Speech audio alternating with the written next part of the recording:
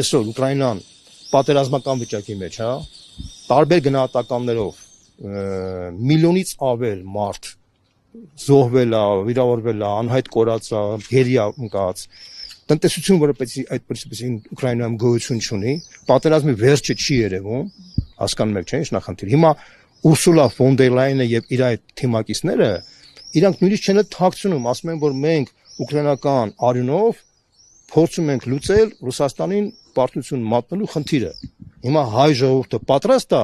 հայ ժողովրդի արյունով այդ նույն խնդիրը մանավանդ ինքը մարդը անկեղծ է ասում։ Ես շնորհակալություն եմ հայտնում Ուրսուլա ֆոն դեր Լայենին, որը ինքը անկեղծ ասում է, որ հիմա մենք կիրառելու ենք Հայաստանում Ուկրաինայի փորձը։ Հիմա հայ ժողովուրդը պատրաստ է պատերազմի մեջ մտնել, սկզբից տնտեսական, հետո իրական պատերազմի մեջ մտնել Ռուսաստանի հետ։ Եթե պատրաստ է,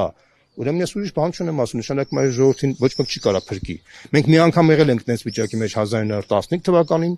երկրորդ անգամ հայտնվեցինք Արցախի հետ կապված 20-23 թվականներին, հիմա երրորդ անգամ մենք պետք է Հայաստանը մտցնենք այդ բանի մեջ։ Ի վերջո բոլորս պետք է սթափվենք։ Մենք ուզում ենք դառնալ երկրորդ Ուկրաինա,